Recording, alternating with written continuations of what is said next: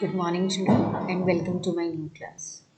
So, after your half yearly exams, this is the first thing that we are going to resume with Break, Break, Break. This is a very famous poem by Alfred Lord Tennyson. Let us first see who Alfred Lord Tennyson is. If we look here, Alfred Lord Tennyson, they have given us a brief description about this poet. Alfred Lord Tennyson is one of the most popular and well loved Victorian poets of England. His poems cover a wide range of themes and are known for their rich descriptive imagery and lyrical quality.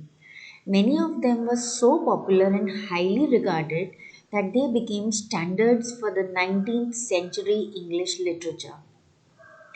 Now let us talk about the poem.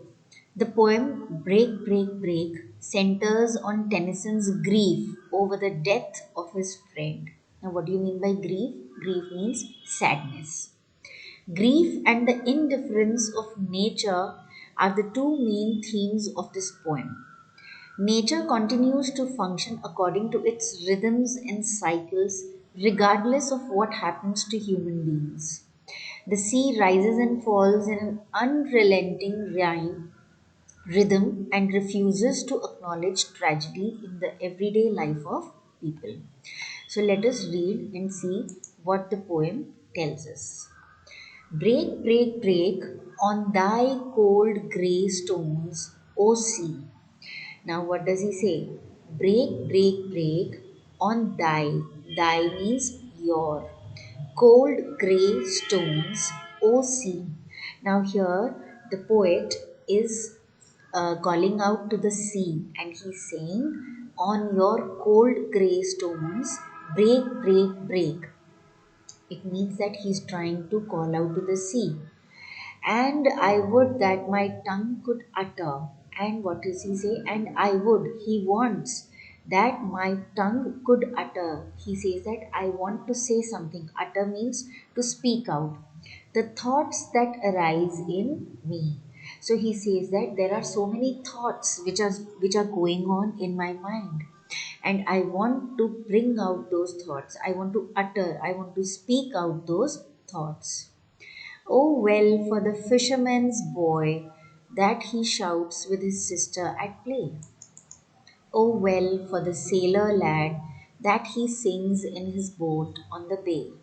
Now, here he's trying to tell us about the various situations and the various things that are going on in the lives of different people all around the world.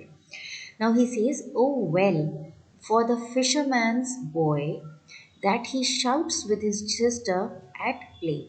So what he observes is that a fisherman's boy, a young lad, and he shouts with his sister at play.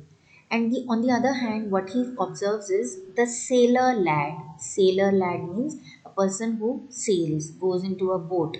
Sailor lad. Lad means a young boy. Well, for the sailor lad, that he sings in his boat on the bay.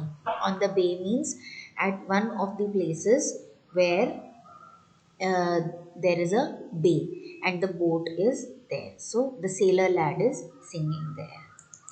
And the stately ships go on. The stately means huge, large ships go on to their haven under the hill. Haven means a place where they go for rest, where they are uh, kept when they are not moving under the hill.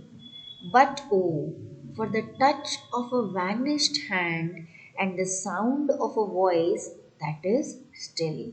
So he's trying to tell us that all the people are busy in their lives and they're doing whatever they do generally.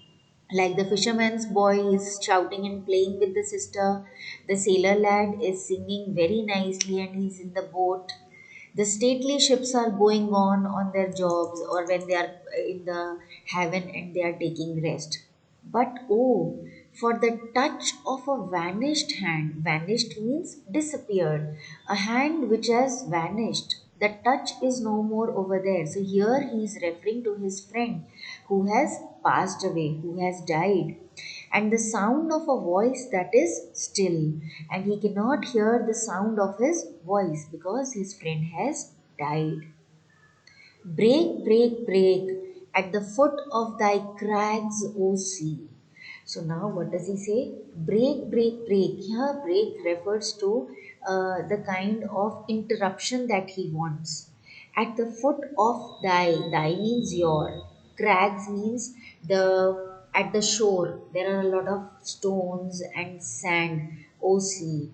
But the tender grace of a day that is dead will never come back to me. So, what he says is that at your crags, all the things are going on. The sea waves are coming, lashing, and going back. People are busy in their lives. But the tender grace of a day that is dead, it means the person who has gone out from our life will never come back to me. And he says that he will never come back to me. See here, you can see the picture here, and it tells us that how he is missing his friend. And he can see that the nature is always the same. The nature is unaffected by anything that is going on in our lives.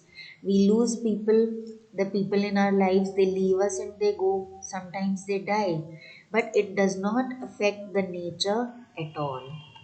So, this poem tells us that there are things in the nature which go on going at their own pace, irrespective of the things that happen in our lives. So I hope that this is clear to you, and it tells us about how the things remain unaffected in nature. Now, here on the second page, there are the meanings of those phrases and the words, the difficult words. I hope you have understood the poem, and on the basis of this poem, you will be able to do these questions. So, have a nice day and keep learning.